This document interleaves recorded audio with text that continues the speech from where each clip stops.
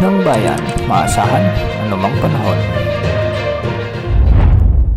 Magandang araw po sa ating lahat. Narito na ang pinakahuling update sa binabantayan nating si Bagyong si Krising. Patuloy na lumalawak at nagkakaroon ng sirkulasyon si Bagyong Krising habang ito ay nasa Philippine Sea.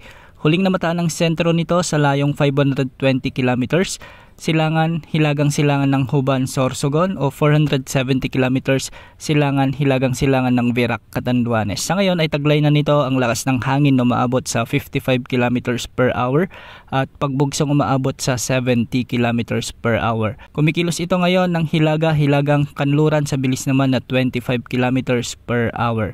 Ang diametro ng bagyo ay umaabot na ng 350 kilometers kumpara kahapon na 300 kilometers lamang. Ibig sabihin nito, lumalawak pa ang sakop ng sirkulasyon nito. Dahil dito nakataas na ang Tropical Cyclone Wind Signal number 1 sa Babuyan Group of Islands, sa may Batanes, sa may Ilocos Norte, ang hilagang bahagi ng Ilocos Sur, sa may Apayao, Abra, Kalinga, sa mainland Cagayan, sa may Isabela, ang hilagang bahagi ng Aurora, sa may Quirino, ang hilagang silangang bahagi ng Nueva Vizcaya, Ifugao, Mountain Province. Ang mga lugar na ito ay posibleng makaranas na ng mga pag-ulan at pagbugso ng hangin sa susunod na 36 na oras. Base naman sa latest forecast track ng bagyong ito, posibleng maglandfall ito sa mainland Cagayan bukas ng gabi o di kaya naman ay umaga ng Sabado. Pagkatapos nito ay kikilos ito ng west-northwest o kanluran, hilagang kanluran habang binabaybay pa nito ang northern portion ng Northern Luzon at posibleng mag-exit na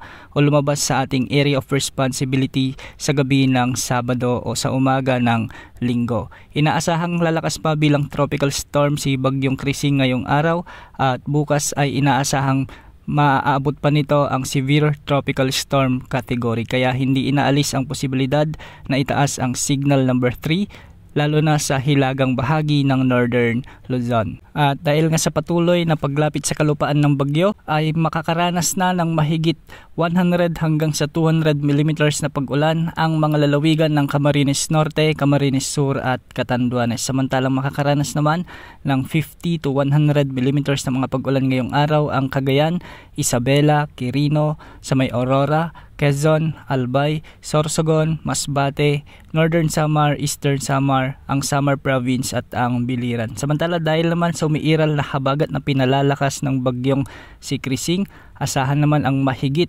200 mm na pag-ulan. Ibig sabihin nito, malalakas o hanggang sa matitinding pag-ulan na posibleng magdulot ng mga pagbaha at pagguho ng lupa ang inaasahan sa may Occidental Mindoro at Antique. Inaasahan naman ng mga malalakas na pag-ulan mula 100 hanggang 200 mm ang mga lalawigan ng Palawan, Iloilo, Guimaras at Negros Occidental. Samantalang 50 to 100 mm na pag-ulan naman ang inaasahan ngayong araw sa Metro Manila, Zambales, Bataan, Cavite, Batangas, Oriental Mindoro, Marinduque, Romblon, Aklan, Capiz, Negros Oriental sa may Siquijor, Cebu, Zamboanga del Norte, Lanao del Norte at ang Lanao del Sur. Patuloy naman tabay sa ating channel para sa mga susunod na updates ukol sa binabantayan pa rin nating si Bagyong si Krising.